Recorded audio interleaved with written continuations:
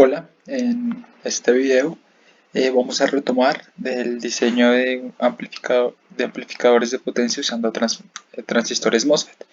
La parte uno de este video habíamos quedado en el diseño de la etapa uno, donde lo habíamos hecho primero con cálculos a mano, después usando una hoja de Excel y habíamos corroborado los resultados usando el simulador LTSpice.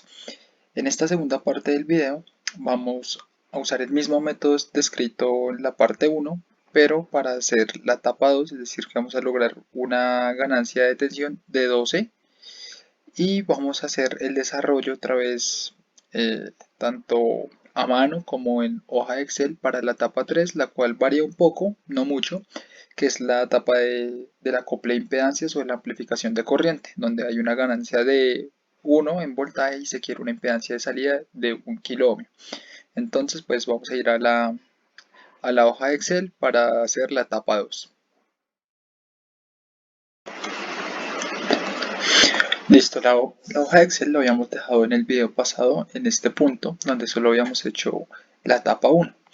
Ahora vamos a copiar y pegar todas estas casillas, tal cual, control C, control V, y vamos a poner etapa 2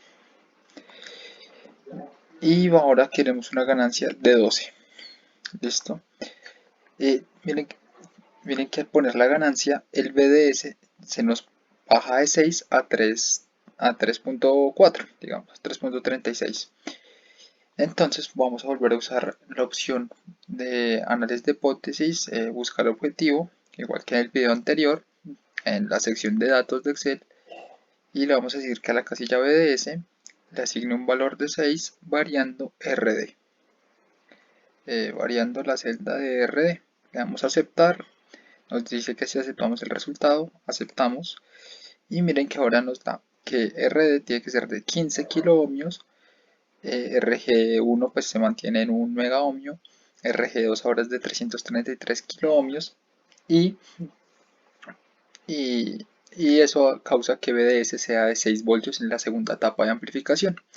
Al igual que en el caso anterior, vamos a ir a LTSpice para corroborar que estos datos de verdad funcionan. Listo, volviendo a LTSpice, ya acá tenemos montados los dos amplificadores etapa 1 y etapa 2. Están acoplados mediante un capacitor, de igual que todos los anteriores, de 80 microfaradios. Y bueno, como digamos nota adicional, la carga en este caso se escogió una resistencia de 2 megaohmios. ¿Por qué? Porque si pusiéramos en este momento la de 1 kiloohmio, al ser muy pequeña la resistencia de carga respecto a la resistencia de salida del amplificador, que en este caso sería 15 kiloohmios, no estaríamos viendo tensión en la carga. Digamos que la tensión se quedaría dentro del amplificador. Por eso ponemos una resistencia de carga en este ejemplo muy grande para que podamos ver la ganancia real. Entonces, pues corremos, ejecutamos y medimos la salida y vemos que es de un poco más de 1 voltio. Claro, como la ganancia se diseñó para que fuera 120, pues esperaría más. O sea, esperaría que fuera llegar hasta 1.2. A ver, lo agrandamos. Esperaría que acá llegara hasta 1.2 y veamos que pues no lo está logrando.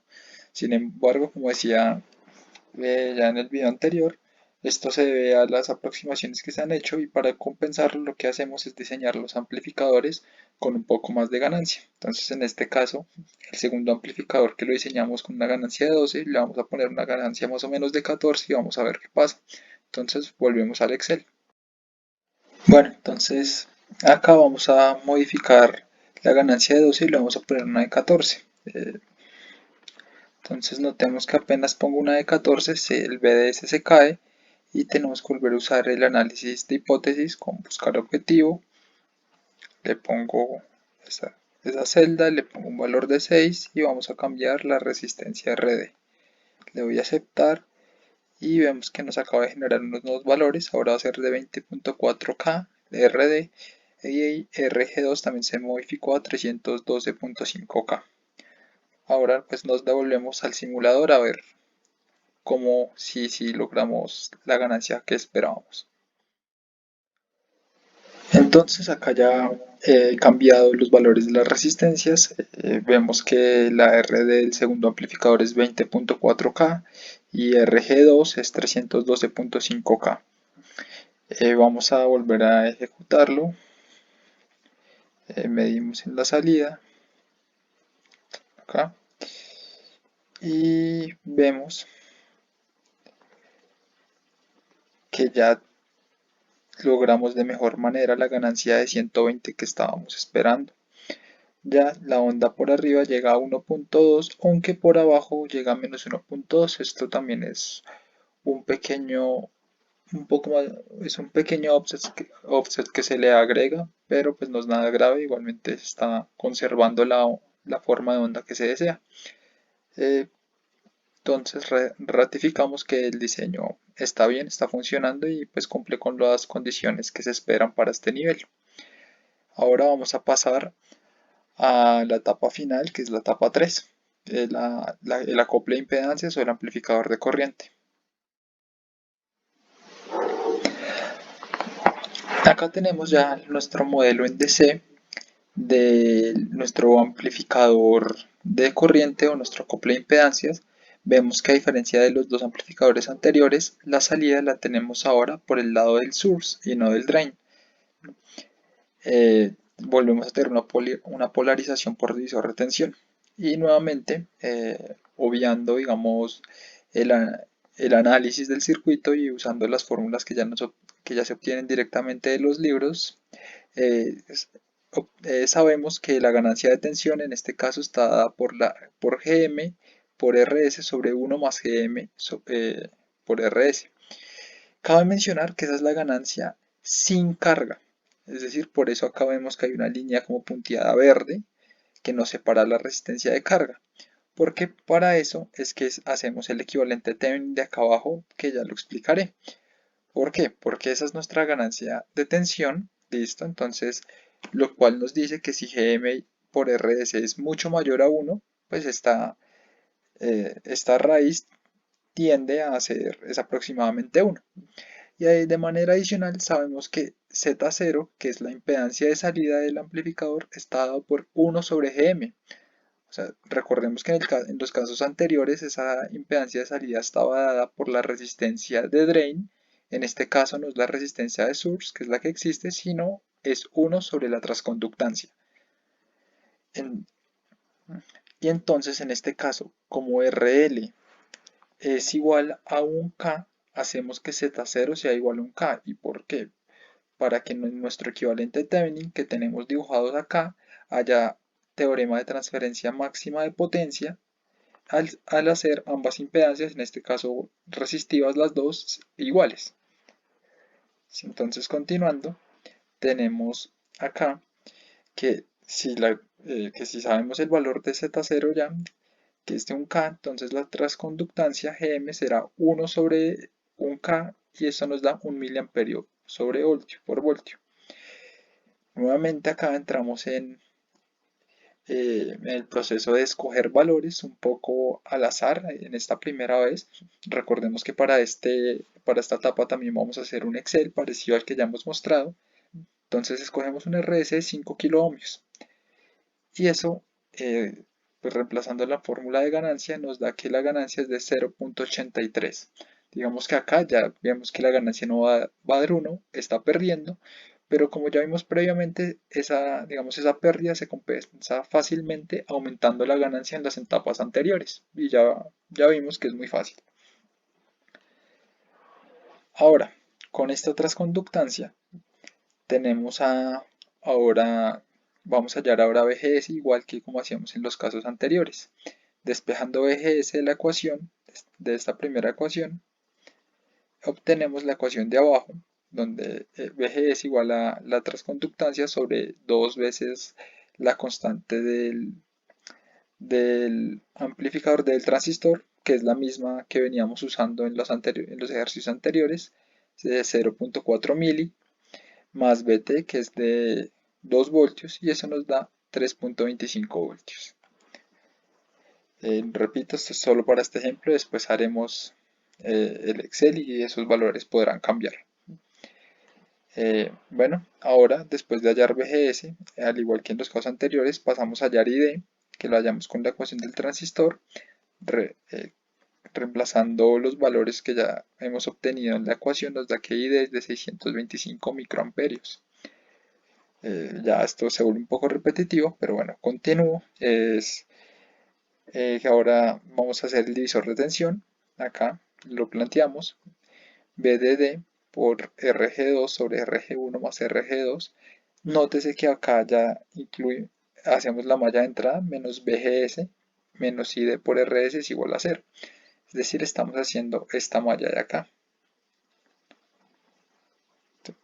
Acá el equivalente a Thevenin, el divisor de tensión, perdón, menos BGS menos ID por RS igual 0. Entonces de ahí volvemos a despejar la constante C. En este caso la constante C es BGS más ID por RS sobre BDD.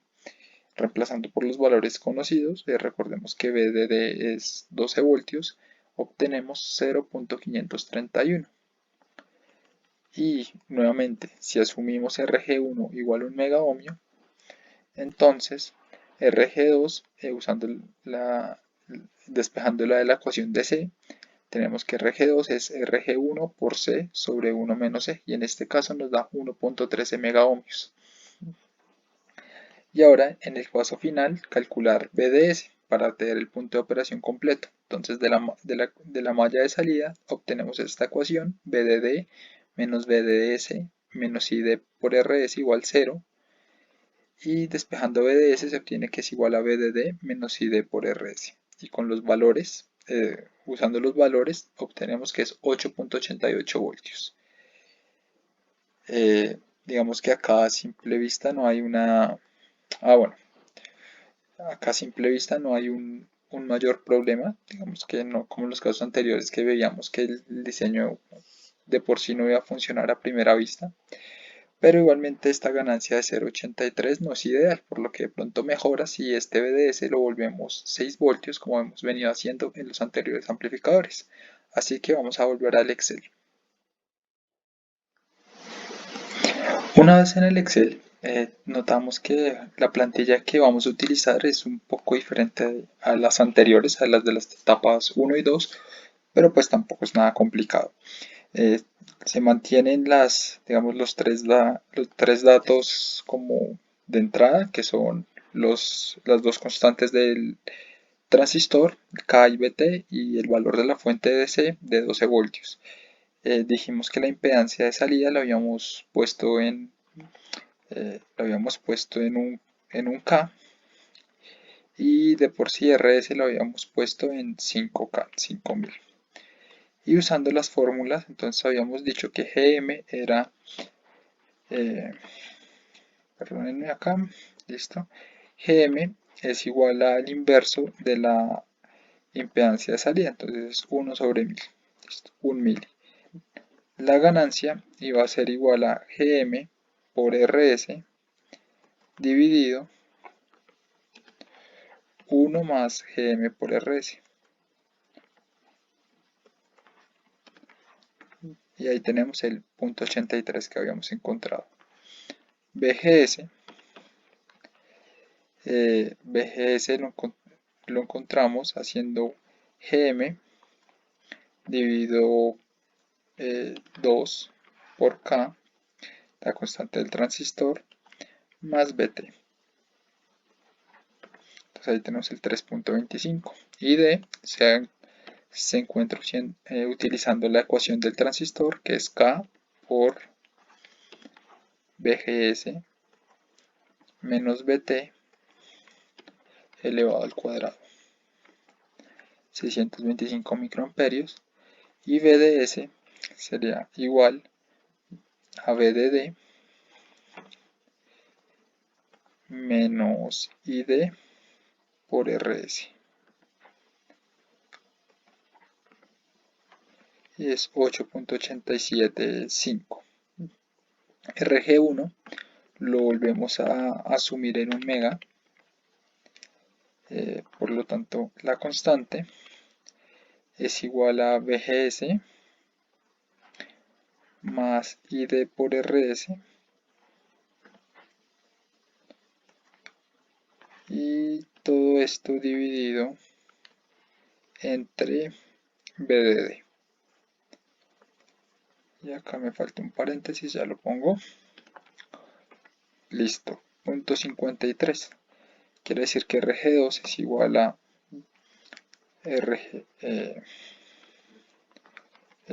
a RG1 por la constante dividido 1 menos la constante.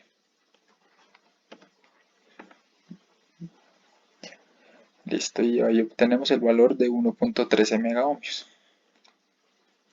Ahora, nuevamente vamos a usar análisis de hipótesis, buscar objetivo, la celda de BDS, le vamos a fijar un valor de 6 y vamos a cambiar la resistencia RS.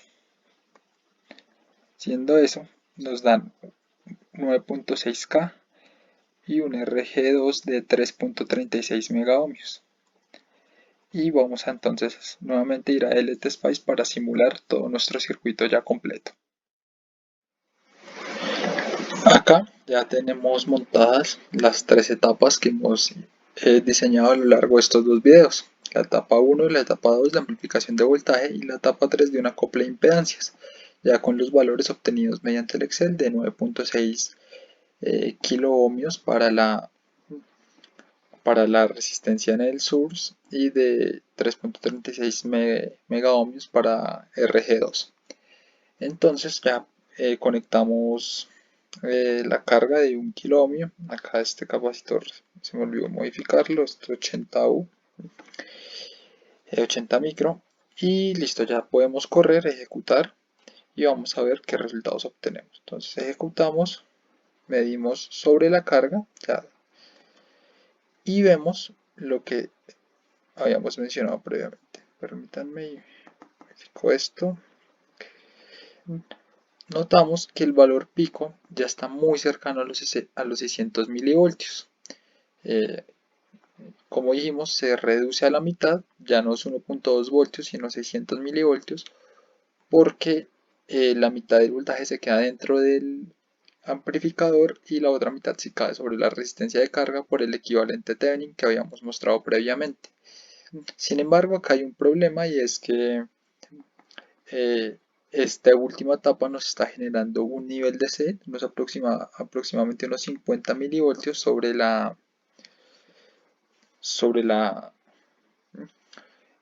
carga. Es sí, un nivel offset en la señal media sobre la carga. Sin embargo, esto ya se va a dejar para un video futuro, ya que las causas de este efecto pueden ser un poco más profundas y no las abordaremos en este video. Sin embargo, pues ya considero que hemos mostrado cómo hacer un buen diseño con un proceso metódico y pues ya da las herramientas para poder hacer montajes básicos. Ahora, como les había mencionado previamente, lo último que haremos en este video será un pequeño cálculo de cómo seleccionar los capacitores. Para la selección del valor de los capacitores vamos a tener en cuenta el circuito que mostramos acá. Una fuente de tensión que está simulando la salida de un amplificador, cualquiera de las tres etapas que hemos visto, o de la fuente inicial, porque si se acuerdan, los capacitores están después de cada etapa y entre el primer amplificador y la fuente de AC. Perdónenme, y estamos usando la, la resistencia de carga y un K. ¿Por qué? Lo que queremos es que la impedancia de este capacitor sea muy pequeña en comparación con con la de la resistencia, para que toda la tensión caiga en la resistencia. Si recordamos, la impedancia de ese capacitor XC está dado por 1 sobre omega C. siendo esto igual a 1 sobre 2πf, la frecuencia, por la capacitancia. Entonces, si tenemos un valor de un K, podríamos escoger un valor pequeño, podría ser, no sé, digamos eh, por ejemplo, de 10 ohmios. Entonces, si decimos de 10 ohmios, acá es igual a 1 sobre 2pi. Voy a dejar un espacio en rojo para poner la frecuencia, ya les digo por qué, por C. Y el espacio en rojo para la frecuencia es porque acá nosotros al principio del problema habíamos dicho que la frecuencia de una señal de audio puede variar entre 20 Hz y 20 kHz. Entonces, ¿cuál usamos? ¿La mayor o la menor? Entonces, si miramos como es una relación inversa entre la impedancia y la frecuencia, entre más pequeña la frecuencia, mayor va a ser la impedancia, por lo que el caso crítico se va a dar con la frecuencia más pequeña. Cuando usemos la frecuencia más pequeña vamos a obtener la impedancia más grande del capacitor, entonces acá vamos a multiplicar por 20. Esto nos muestra entonces que la capacitancia debe ser igual a 1 sobre 2pi por 20. Y esto es igual, entonces permítanme hago los cálculos. 1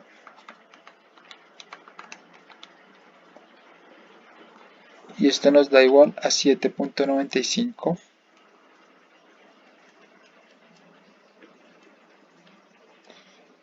milifaradios, lo cual, si bien no es imposible conseguir en el mercado, si viene siendo un valor de capacitancia bastante alto. Pero entonces, ¿qué pasa si ya no usamos los 20 hercios que estábamos, los 20 hercios digamos, del intervalo del extremo mínimo, sino usamos 1 kHz, que fue con lo que simulamos? C es igual a 1 sobre 2pi por 1K. Y esto es igual a, entonces me esperen también mientras hago los cálculos, 159 microhenrios.